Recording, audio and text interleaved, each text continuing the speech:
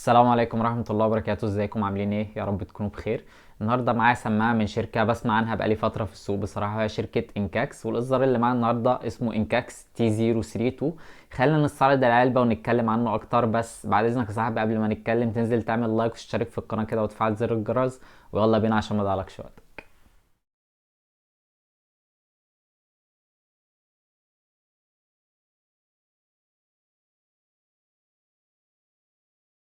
شكل العلبة شبيه نسبيا لعلبة سماعة ابل، وموجود على العلبة شعار شركة انكاكس، وفي ظهر العلبة موجود الكيو ار كود اللي بتقدر تعرف من خلاله اذا كانت السماعة اصلية ولا لا.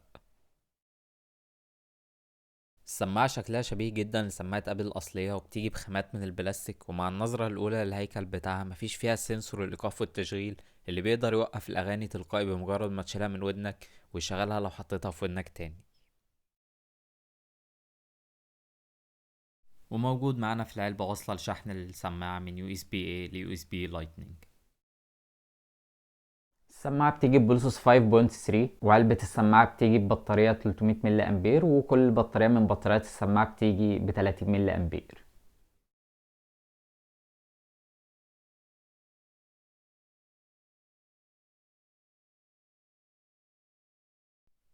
اقتران السماعة شبيه جدا بسماعة ابل الأصلية، بمجرد ما تفتح العلبة بتتصل على طول بالموبايل، ولما بتخرج السماعة بتظهر لك نسبة الشحن في كل سماعة قد ايه وفي العلبة قد ايه عن طريق نافذة البوب اب.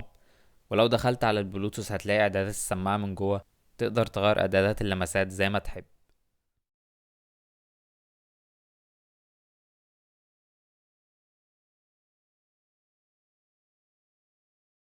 دي تجربة صوت سماعة إنكاس سي 02. سامعني كويس؟ أنا كويس تمام. يعني الصوت واضح كده ولا؟ لا، الصوت واضح.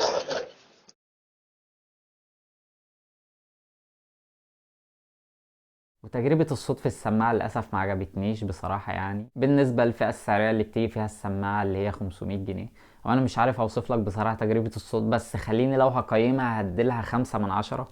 اه 5 من 10. وأنا مستغرب بصراحة لأن شركة إنكاكس متوغلة بقالها فترة في السوق، والسماعات بتاعتها منتشرة جدا في المحلات. وكمان يعني الحاجة اللي تخلي الواحد مستغرب أكتر إن العلبة عليها كيو ار كود اللي هو بيتحط على المنتجات اللي بتبقى من شركة مثلا مشهورة وكده وبيبقوا خايفين ان المنتج بتاعهم يتقلد وكده. فانا مستغرب ليه هي اصلا لما المنتج ده يبقى بالرضاءة دي، امال التقليد منه هيبقى عامل ازاي؟ انا مش عارف بصراحة. واحد هيجي يقول لي لما السماعة وحشة انت عامل عليها يا عم احمد فيديو ليه؟ اقول لك يا ابو حميد اعتبرني واحد صاحبك بشتري الحاجة من السوق وبجربها مكانك، عشان انت لما تيجي تشتريها تخش تتفرج عليا كده، تتفرج على الفيديوهات بتاعتي، يكون عندك فكرة كاملة عنها. ان السماعة حلوة انا اكيد هقول لك حلوة، مش هخبي عليك. لو السماعة فيها عيب انا طبعا مش هخبي عليك، هقول لك، لان حرام انك تدفع فلوس في حاجة وتكتشف بعد كده ان الحاجة دي لا تستحق المبلغ اللي انت دافعه فيه.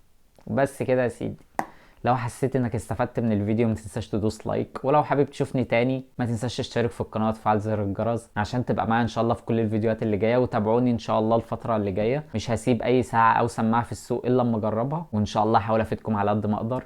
السلام عليكم.